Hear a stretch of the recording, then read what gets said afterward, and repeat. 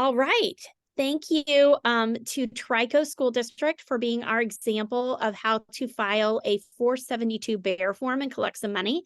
We have Justin Morgan here with us today, and we are recording this so that we can give you guys all a video of how to file the bear. So as you can see, Justin has logged in here to the EPC system by going to portal.usac.org and entering in the login and password. It looks like that we are logged in as the superintendent. So thank you to Larry for that access. So Justin, here we see three boxes, EPC, the bear box, and the ECF for those who apply for ECF. You would click that middle box to access the bear form, but it looks like you have a tab already open. Yep, right here. All right, perfect. So this is an old system. For those of you who've been around for some years, this is definitely a different look than the new systems. And I'm going to be honest and tell you all, they keep talking about moving this bear into the new system. We have not seen that yet, but it is coming. So don't be surprised when it does take form in the EPC system, and we'll do a new video at that time. But I need you to click on the second option there, new bear form. Perfect. And so all of the information that we are putting into this bear form is available on your funding commitment decision letter or on your 471. And what are we applying for today? So we're applying for a reimbursement off of a project that I did to wire a new tech office. Okay, so it's a category 2 project. So I want you to put bear or 472, whichever you prefer, cat 2, because this was a category 2 project, and please put FY, and this was last year or this year? That was the FY23, yeah.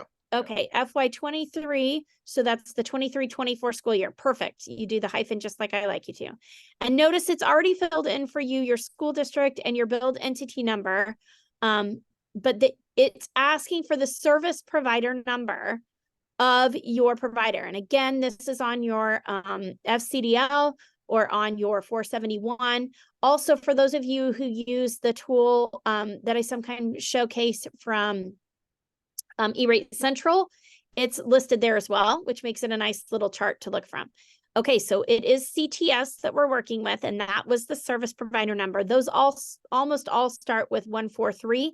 So if you're looking for that number, that's where you'll find it. It should populate the name there once you've clicked out of the tab. And notice over there on the left, Justin, that you have a applicant FCC form 498 ID. Very rarely, but sometimes we get a school district that's newly logged into the bear that does not have that 498. That is financial information, but it looks like you are all good to go and your number is there. It does automatic populate with your name and phone number and fax number, but please do check that information. Sometimes it's old numbers, since this is an old system. Sometimes we have to update a fax number or something. We're also going to have to enter this again down at the bottom. It doesn't pull it down for some reason. So we'll get to that in a minute. But yeah, so down there at the bottom, for some reason, it pulled down the names, but not the phone numbers. So we'll have to enter it again. Yeah. Okay, so looking at your 471 or your RFCDL, what is the 471 number for this project? It is funding year 23, so it will start with a 23. Perfect. And then the next thing is the funding request number. So if you're looking at your 471, that's like a gray bar at the top of the initial request. Do you see the FRN? Yeah, I got the FRN. Yep, that's it. So the FRN number. And then we've got two options. A 9, 9 will say, how was this billed? So being that this was a project, it was probably one time. Yes. Okay. If it was like monthly internet access, we would choose monthly or whatever. You have two options here. So 10 and 11 don't have to both be filled in. It's just one or the other. If you have the customer bill date, that's what I would encourage you to use. If you were doing a monthly service that we were applying for, I usually encourage people to use 11 and do like 6/30 of 2022 or whatever was the last date of service for that year. You're going to put in the total amount before discount and then it should calculate your 80%. And so just check that number and make sure that 15,000 looks right on the form that you have in front of you. Yes, it does. Okay, so then we're going to go down here to the build entity certifications. Oh, if you have another line, I guess I should ask that. Do you? No, that was the only thing I It's had. just one bill. Okay, so sometimes people will do multiple lines of service because especially in a project like this, there might be like wiring and then there might be a firewall or something. So if you have another line, you'd click that, but you don't have to. Simple form today. Okay. It just gives you another line to enter that stuff in. As we're noting that, you can only do a bare form for each provider. So if you bought like this project from one provider, but you got a firewall from a different provider, it has to be two separate bears. Under the certifications, you are going to end up checking all of these letters, but I will kind of walk through them with you. The first one says that you understand that what you're applying for is eligible for the program, and they may check that. The second one says that you have been billed by your service provider, paid the bill, and you're asking for reimbursement. The next one says they have been approved on an FCDL, that you're not just willy-nilly asking for money. You did go through the process.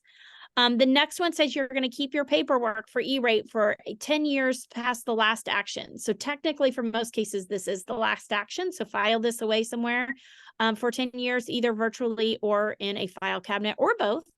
And then lastly, it says down there at the bottom that you understand that to be in compliance, they may ask you to give them a copy of your invoice and proof of payment or something like that if they ask for it. Then you're going to scroll down a little bit farther. 15 is the signature, and it basically says you logged into the system using your signature and your PIN. So therefore, that is your signature, and we're recognizing that. And then it does have Larry's name as the superintendent. The address and everything looks to be correct to me, but you are going to have to type in over there the phone number. And please do watch it because sometimes your autofill, for those of you who use autofill, will mess this up. So it's an old system. Please be patient with it and type in your numbers, because if you use the autofill, it gets confused. Which is why I turned it off. Right. Yeah. Because it does the same up there. You see your three dots. Mm-hmm. I don't know if it. Okay. I don't remember the fax number. Yeah. There we go. Yeah. Okay, there you go.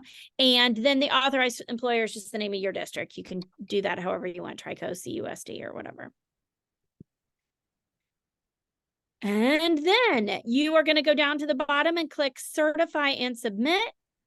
And it should pop back error. So let's see. The applicant form identifier must be, oh, you were too wordy. Sorry. It might actually be the parentheses that you put in there, but it looks like it was just a little too long. And if you have an error, you will see that box at the top. You just have to fix what they've said is the error. Happens frequently.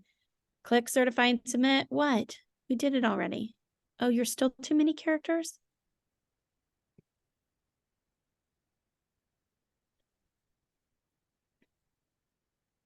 Okay. And I'll never remember what that means. Yeah, that's okay. I'll help you remember. And you'll see. And it's a little discouraging because it comes in on red, like right there, but that is successfully certified. Now do me a favor and click the printable page because it looks real weird. Okay, so this comes the spreadsheet that you have for you, and then you're just going to right click this here somewhere, send it to a printer, print to PDF, whatever you do to save the form.